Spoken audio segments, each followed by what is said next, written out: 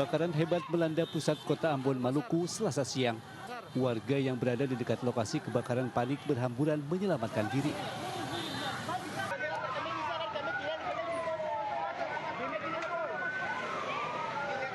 Kobaran api ini membakar sejumlah rumah yang juga dijadikan kantor salah satu perusahaan swasta. Api bahkan nyaris merembet ke dealer mobil mewah di kawasan Tanah Tinggi, Kecamatan Sirimau.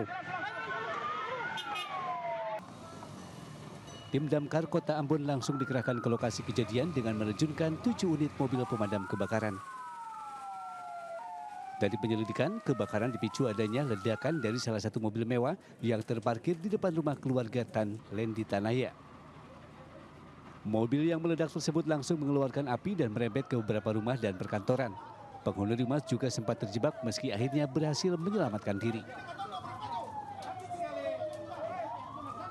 Terbakar tuh ada 3 unit mobil ya, ada di depan, lalu isi rumah kami tidak bisa memastikan apa yang ada di dalam rumah itu, tetapi menurut informasi awal yang bisa kami sampaikan itu belum pasti ya, tapi sebenarnya informasi api ini berawal dari salah satu mobil yang ada di depan.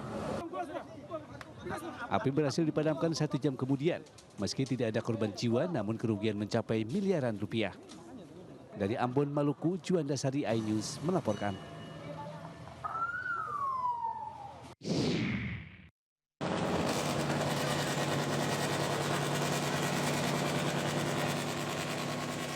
Sebuah kapal pencari ikan terbakar di dermaga Muara Baru, Penjaringan, Jakarta Utara, Selasa petang tadi. Api dengan cepat membesar dan membakar seluruh bagian kapal. Api diketahui berasal dari bagian mesin kapal yang baru saja selesai melakukan pengisian bahan bakar. Sempat terjadi ledakan di ruang mesin kapal. Diduga terjadi korsleting listrik dari ruang mesin, lalu api merembet menghanguskan seluruh bagian kapal.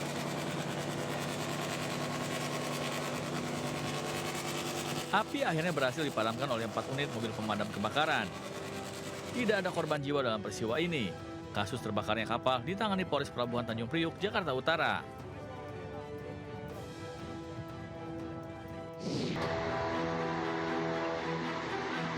Tebing di kawasan lokasi penggalian Gunung Kuda yang terletak di Desa Bobos, Kecamatan Duku Puntang, Kabupaten Cirebon, Jawa Barat, tiba-tiba mengalami longsor hebat Selasa siang. Peristiwa ini berhasil terekam kamera dari pekerja dan warga yang berada tidak jauh dari lokasi kejadian. Longsoran yang terjadi cukup besar membuat sejumlah pekerja panik dan berusaha menyelamatkan diri. Material berupa bebatuan besar terlihat runtuh dari bagian atas tebing hingga ambruk ke bagian bawah. Beruntung tidak ada korban jiwa dalam peristiwa tersebut. Sebelum kejadian, pihak pengelola galian melihat adanya tanda risiko longsor sehingga meliburkan para pekerjanya.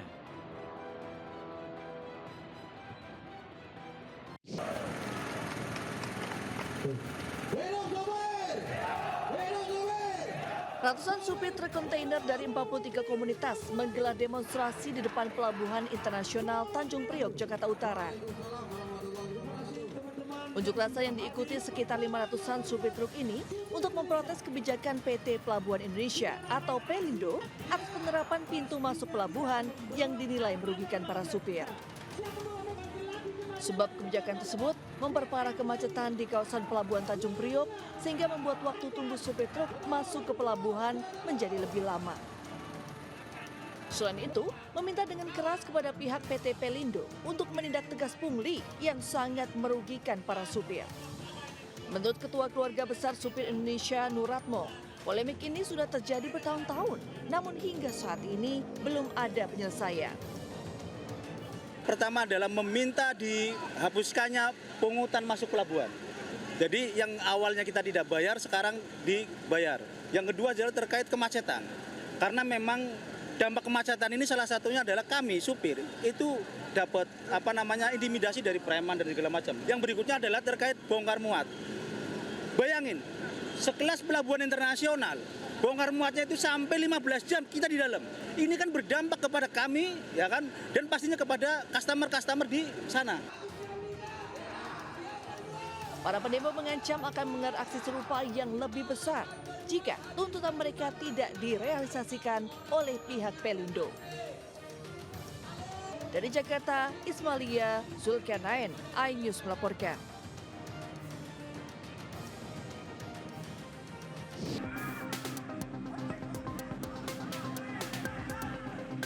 Keributan terjadi di Jalan Jalur Selatan, tepatnya di Ciogong, Kecamatan Sindang Barang, Cianjur Selatan. 2 buah mobil elf menghadang 1 minibus berwarna putih yang diduga travel gelap. Para sopir elf nekat menutup jalan minibus di tengah jalan hingga membuat pengemudi dan penumpangnya ketakutan. Menurut warga, keributan dipicu perselisihan panjang antara sopir angkutan umum dengan angkutan ilegal. Pihak kepolisian menambahkan, keributan antara sopir elf dan sopir travel gelap berawal dari adanya sopir travel yang dimintai uang sebesar Rp1 juta oleh beberapa orang sopir elf di wilayah Cidaun.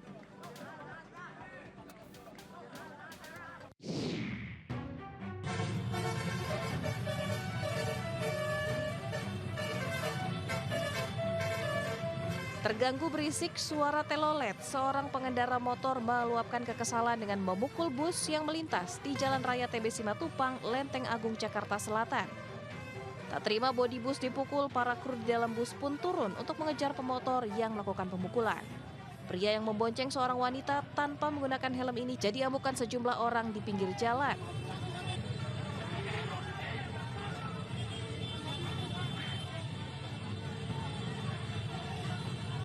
Setelah dimediasi, ternyata bus yang ia pukul tak membunyikan klakson, melainkan mobil yang di sampingnya. Si pemilik klakson Basuri pun meminta maaf karena membuat berisik atau polusi udara warga sekitar. Di video itu kan Nabila sedang jalan, terus ada bunyi Basuri. Mobil listrik mati, bikin macet tuh. Ramai di jagadmaya sebuah mobil listrik mewah mogok hingga bikin macet. Mobil ini diduga mogok di sekitaran Ancol, Jakarta Utara. Akibat kejadian, timbullah kemacetan yang cukup panjang. Kendaraan-kendaraan besar seperti truk terpaksa harus berhenti karena tak bisa melintas. Beragam komentar netizen menanggapi mogoknya mobil listrik ini. Mereka mempertanyakan pemilik atau pengguna kendaraan tersebut yang tidak melakukan pengecasan hingga baterainya habis di tengah jalan. Namun menurut beberapa orang, mobil listrik diduga mogok karena masalah komponen.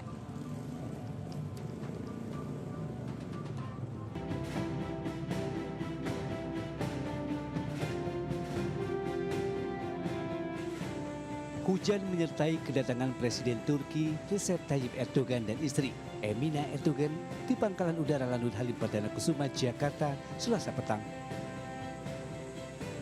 Kedatangan Erdogan dan istri disambut langsung Presiden Prabowo Subianto.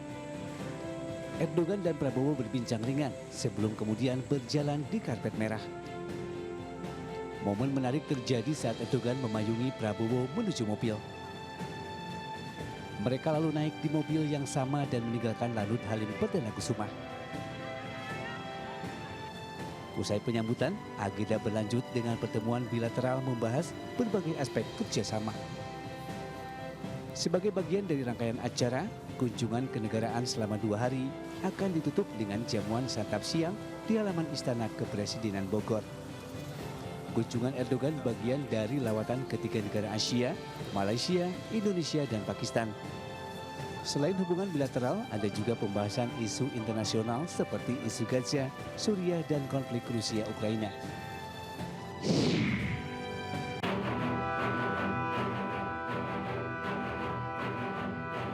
Presiden Turki Recep Tayyip Erdogan yang berkunjung ke Indonesia pada 11 hingga 12 Februari 2025 merupakan Presiden Turki yang telah menjabat selama 3 periode sejak 2014. Erdogan dikenal sebagai salah satu tokoh politik berpengaruh di dunia. Salah satu yang membuatnya berpengaruh lantaran sebagai pemimpin Muslim, Erdogan dikenal paling keras bersuara membela negeri-negeri Islam.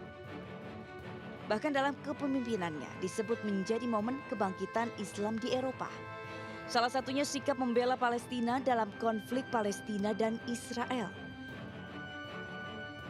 Usai pernyataan Presiden Amerika Serikat Donald Trump terkait pengambilan tanah Gaza, Erdogan mengatakan bahwa tidak seorang pun memiliki kekuatan untuk mengusir warga Gaza dari tanah air mereka yang hancur karena perang. Ia menolak rencana Presiden Amerika Serikat Donald Trump untuk mengusir warga Palestina dan membiarkan Amerika Serikat mengambil alih kendali. Pada Maret 2024 lalu, Erdogan juga mengatakan dengan tegas mendukung kelompok milisi Palestina Hamas. Kunjungan Erdogan pada 2025 ke Indonesia diharapkan semakin memperkuat hubungan strategis kedua negara, termasuk kerjasama di berbagai bidang yang saling menguntungkan dan berkontribusi terhadap stabilitas regional maupun global.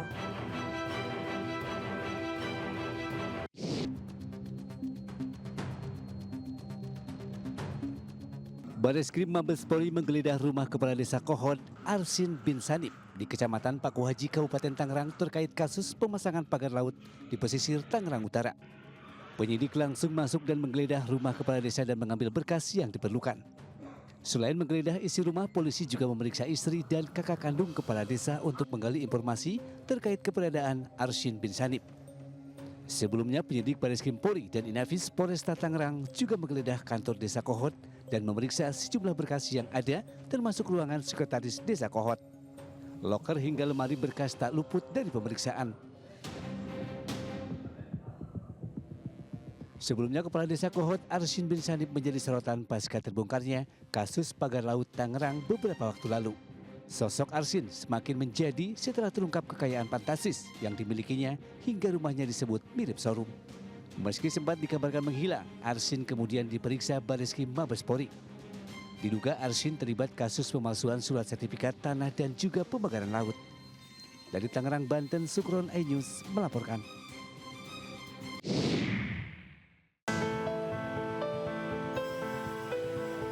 Pemirsa, pagar laut masih menjadi perbincangan yang hangat belakangan ini karena tidak hanya di Tangerang saja, namun di Kabupaten Bekasi tempat saya mengabarkan juga memantik perhatian karena baru saja pihak KKP melakukan pendampingan untuk pihak terkait melakukan pembongkaran pagar laut. Khususnya dalam hal ini adalah melibatkan 3 perusahaan, diantaranya adalah perusahaan CL, kemudian PT CL maksud kami, kemudian juga PT TRPN, dan satu lagi adalah PT MAN.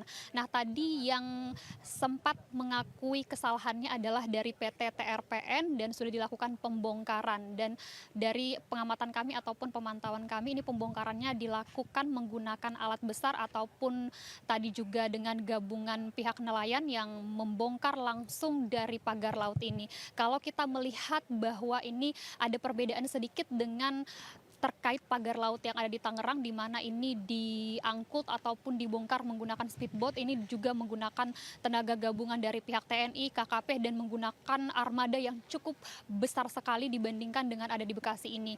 Nah, kalau untuk pelaku ataupun pihak terkait ini kita ketahui di Bekasi ada 3 perusahaan, sementara untuk di Tangerang ini masih terus diselidiki.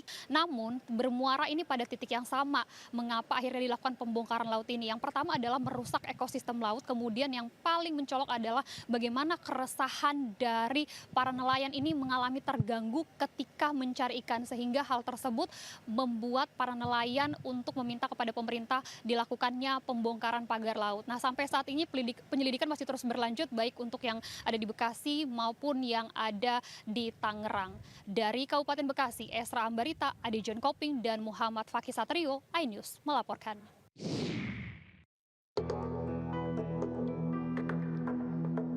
PT Tunas Ruang Pelabuhan Nusantara mulai mencabut pagar laut yang dipasang di Desa Segarjaya, Tarumajaya, Bekasi. Pembongkaran ini merupakan bagian dari tindak lanjut sanksi administratif yang dikenakan atas pelanggaran pemanfaatan ruang laut dan reklamasi tanpa izin. Tak hanya mencabut pagar, PT TRPN juga diwajibkan membayar denda administratif. Sebelumnya, keberadaan pagar laut yang terbuat dari bambu ini juga sempat membuat heboh setelah ditemukan di perairan Tangerang, Banten. Meski sama-sama ilegal, namun pagar di Bekasi ini berbeda dengan yang ada di Tangerang.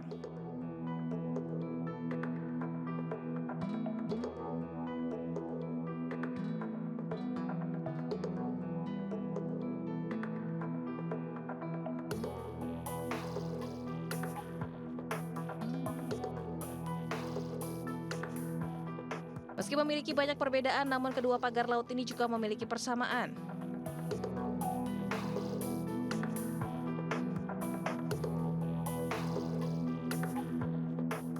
Dari Jakarta, Tim Liputan melaporkan.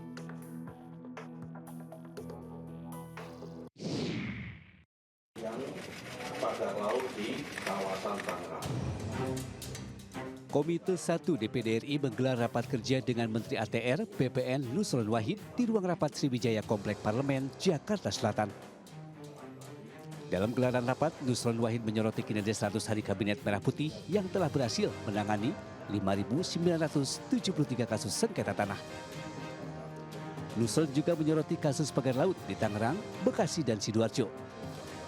Dia menyebutkan dari 17 desa yang dilalui pagar laut Tangerang, hanya 2 desa yang ada sertifikat hak guna bangunan. Kita sudah melakukan proses pembatalan hak atas tanah. Sekarang sudah kita batalkan sebanyak 50 bidang. Yang semua nanti dalam perjalanannya, semua yang ada di luar garis pantai, yang di laut, semua dibatalkan. Kemudian kita sudah melakukan audit investigasi terhadap proses penerbitan sertifikat. Sementara PT Tunas Ruang Pelabuhan akhirnya mulai melakukan pembongkaran terhadap pagar laut di perairan Tarumajaya, Kabupaten Bekasi, Jawa Barat. Pihak Kementerian Kelautan dan Perikanan melakukan pengawasan dalam proses pembongkaran pagar laut. Sementara para nelayan mengaku senang dan siap membantu melakukan pembongkaran jika dibutuhkan. Dari Jakarta, Dilami Aulia, Iriansyah Wahyudi, iNews melaporkan. Bersediakah saudara-saudara untuk diangkat sumpah menurut agama masing-masing?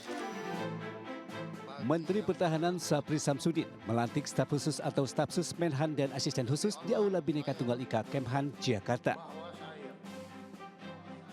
Salah satu sosok yang dilantik yakni kreator konten Deddy Corbuzier sebagai staf khusus Menhan bidang komunikasi sosial dan publik. Menurut Menhan, penunjukan stafsus merupakan bukti bahwa Kemenhan mengutamakan kolaborasi untuk menjaga pertahanan dan kedaulatan negara. Diharapkan stafsus yang dilantik melahirkan inovasi dan kebijakan yang semakin memperkokoh pertahanan nasional. Selain Deddy, Sapri juga menunjuk beberapa orang sebagai stafsus Menhan, yakni Kris Wijoyo Supandi, Lenis Kogowo, Mayor Jenderal Purnawirawan Sudrajat, Indra Bagus Iriawan, dan Sylvia Evi Widyantari Sumarlin.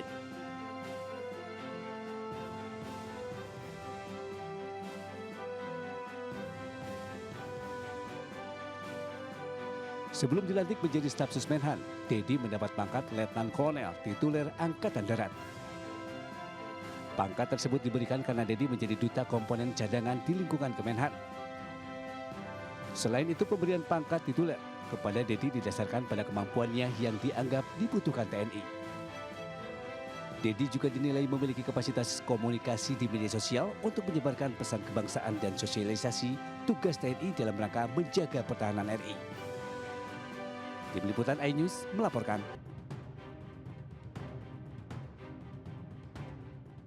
Pemirsa, Presiden ke-7 RI Joko Widodo atau Jokowi menanggapi pernyataan Presiden Prabowo terkait adanya pihak-pihak yang berupaya memisahkan hubungan mereka.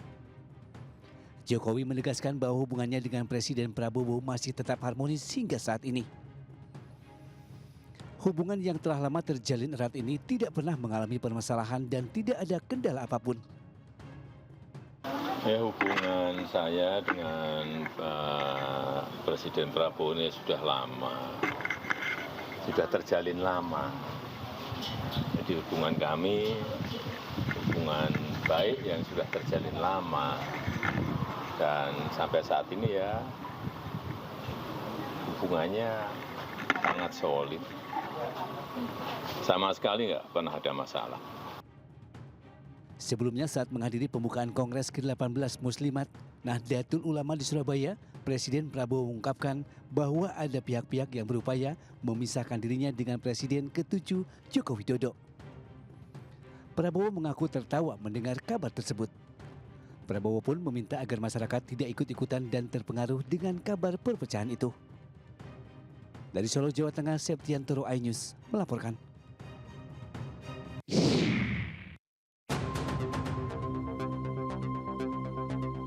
Unit Reskrim Polsek Metro Penjaringan Jakarta Utara menangkap seorang supir berinisial G, 28 tahun, dan seorang ART berinisial K, 52 tahun, yang bersekongkol mencuri uang majikannya sebesar $50.000 Amerika Serikat atau 800 juta rupiah. Para pelaku diketahui berbagi peran. ART inisial K berperan mencuri uang pecahan dolar Amerika pecahan 100 yang disimpan di dalam berangkas kamar di rumah sang majikan di kawasan Penjaringan, Jakarta Utara. Sedangkan pelaku G bertugas menukarkan uang curian menjadi mata uang rupiah ke money changer. Uang hasil curian mereka bagi dua untuk membeli mobil minibus, emas, dan selebihnya dikirim ke keluarga di kampung halaman. ART ini bekerja sama dengan supir yang bekerja di rumah tersebut untuk menukarkan uang tersebut di falas. Karena si ART ini punya keterbatasan, dia tidak bisa keluar rumah. Nah, selama 1 tahun terjadi sekitar 10 kali dengan total kerugian 800 juta. Keduanya kini dijerat pasal pencurian dengan pemberatan dengan ancaman hukuman penjara 9 tahun. Dari Jakarta, Sofian Firdaus, iNews melaporkan. Pemerintahan berganti tentu ada berbagai kebijakan baru. Dalam pemerintahan Presiden Prabowo yang sudah berjalan 3 bulan, ada kebijakan pemangkasan anggaran yang berlaku bagi semua kementerian dan lembaga. Pemangkasan anggaran kementerian dilakukan untuk memangkas pengeluaran tak penting.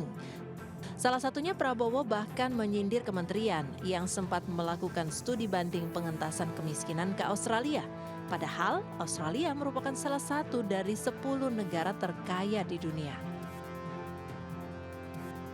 Pemangkasan anggaran juga dilakukan untuk membiayai program prioritas pemerintahan Presiden Prabowo. Salah satunya adalah makan bergizi gratis. Anggaran yang dipotong total hingga sebesar 306 triliun rupiah. Dan berikut 10 kementerian dan lembaga dengan pemangkasan anggaran paling besar.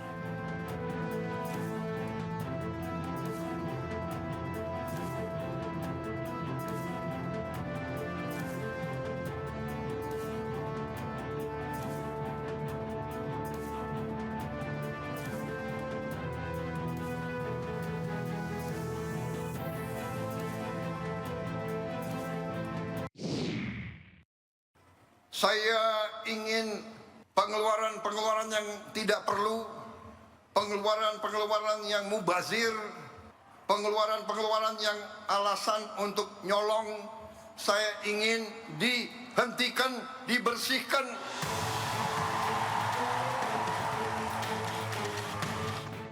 Besarnya pemotongan anggaran kementerian dan lembaga berasal dari sejumlah pos. Alat tulis kantor ATK dipangkas sampai 90%. Belanja percetakan dan souvenir dikurangi sampai sebesar 75,9%. Sewa gedung, kendaraan, peralatan dipangkas hingga 73,3%. Belanja lainnya yang tidak terkait langsung dengan prioritas pembangunan dipangkas 59,1%. Perjalanan dinas dalam dan luar negeri dipangkas 53,9%. Anggaran untuk kegiatan seremonial dipotong 56,9%. Kajian dan analisis dipangkas hingga 51,5%. Rapat, seminar, dan kegiatan sejenis dikurangi hingga sebesar 45%. Anggaran untuk jasa konsultan dikurangi hingga 45,7%. Honor output kegiatan dan jasa profesi dipangkas sebesar 40%. Infrastruktur dipotong sebesar 34,3%. Pengadaan peralatan dan mesin dipangkas hingga 28%. Diklat dan bimbingan teknis dipangkas 29%. Lisensi aplikasi dikurangi sebesar 21,6%.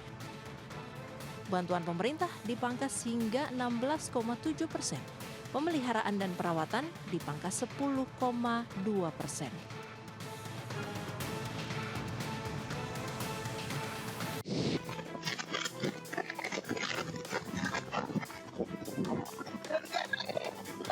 Penangkapan diduga pelaku pencurian motor terekam kamera CCTV warga di Jalan Raya Masjid Ar-Rahman di Desa Pengongsean, Kecamatan Torjun, Kabupaten Sampang, Jawa Timur. Tak seperti penangkapan yang dilakukan aparat pada umumnya. Dalam video berdurasi 1 menit 13 detik ini, penangkapan dilakukan satu anggota kepolisian saja. Bahkan dikabarkan anggota berseragam coklat tersebut merupakan seorang Babin Kamtibmas Desa Kanjar, Kecamatan Torjun.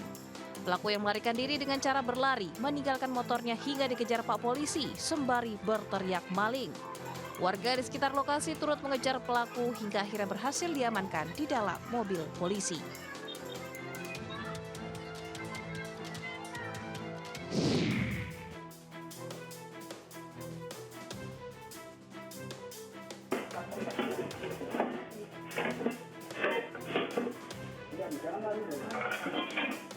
Komplotan perampok menggasak 400 juta rupiah dan 50 suku emas di Desa Keban, Kecamatan Sangadesa, Musi, Banyuasin. Sebanyak 4 pelaku memasuki toko dengan menodongkan senjata api. Menurut korban, para pelaku diperkirakan berjumlah 10 orang berpura-pura menjadi pembeli. Para pelaku berbagi tugas, mengancam istri dan anak pemilik toko dan mengambil uang serta perhiasan dari dalam brankas. Polisi yang menerima laporan melakukan penyelidikan intensif untuk menangkap para pelaku.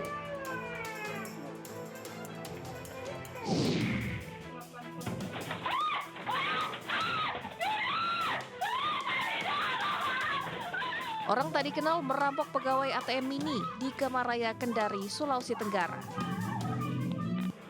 Pelaku datang dengan berpura-pura ingin transaksi transfer. Korban yang hendak mentransfer disambar dengan tangan pelaku yang mengambil dompet yang di dalamnya berisi uang jutaan rupiah.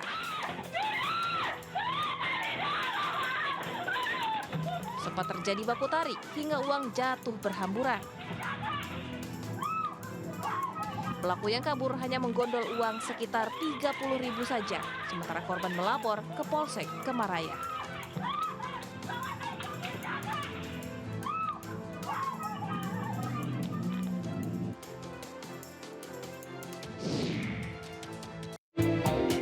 Jangan kemana-mana pemirsa, Buletin Ayu Semalam akan kembali sesaat lagi dengan informasi menarik lainnya.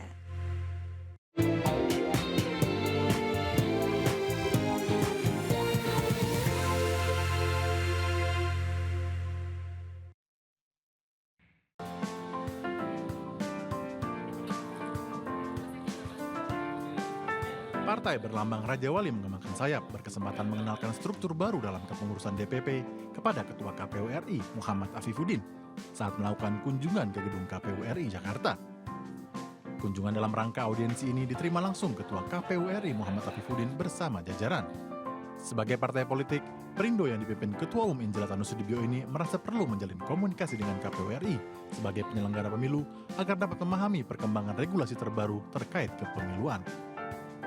Ada kemungkinan banyak perubahan-perubahan perundang-undangan di dalam menyambut pemilu 2029. Seperti presidensial threshold itu menjadi 0.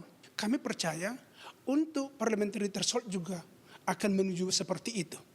Karena dasar pemikiran atau dasar undang-undang itu adalah Undang-Undang Dasar 1945.